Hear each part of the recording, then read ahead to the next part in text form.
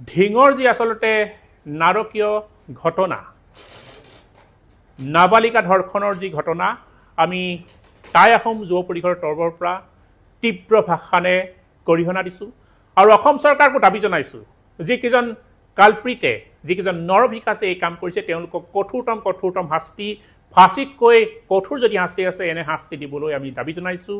আৰু ইতিমধ্যে এজনৰ মৃত্যু হৈছে বুলি আমি গম পাইছোঁ।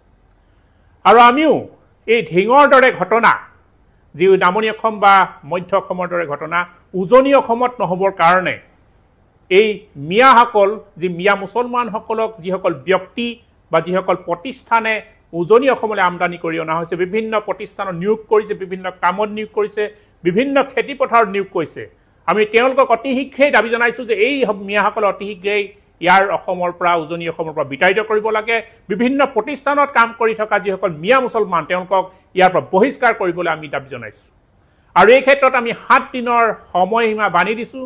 গতিকে 7 দিনৰ সময়সীমাৰ ভিতৰত যদি মিয়া মুছলমান উজনি অসমৰ পৰা নাযায়, তেতিয়াহ'লে আমি বল প্ৰয়োগ কৰি হ'লেও এওঁলোকক ইয়াৰ পৰা খেদিবলৈ আমি কিন্তু টাই আহোম যুৱ পৰিষদ বাধ্য।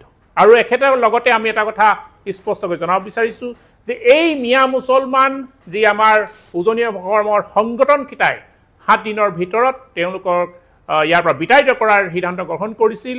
গতিকে তাৰ ক্ষেত্ৰত পশ্চিম গোৱালপাৰা সমষ্টিৰ এজন বিধায়ক আব্দুল ৰছিদ মণ্ডলে এটা ঘোষণা কৰিছে যে তেওঁ এটা চেলেঞ্জ কৰিছে যে কেনেদৰে মিয়া মুছলমান খেদিব পাৰে মই চাওঁ।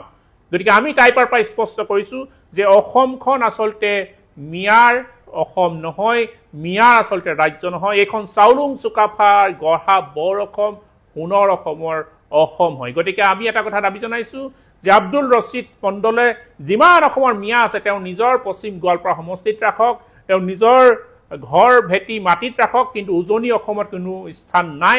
গতিকে আমি পুনৰবাৰ দাবী জনাইছোঁ এনেধৰণৰ বক্তব্য আমাৰ আব্দুল ৰছিদ মণ্ডলক নিদিবলৈ আমি টাইপাৰ তৰফৰ পৰা তীব্ৰভাৱে সকীয়াই দিছোঁ। ধন্যবাদ।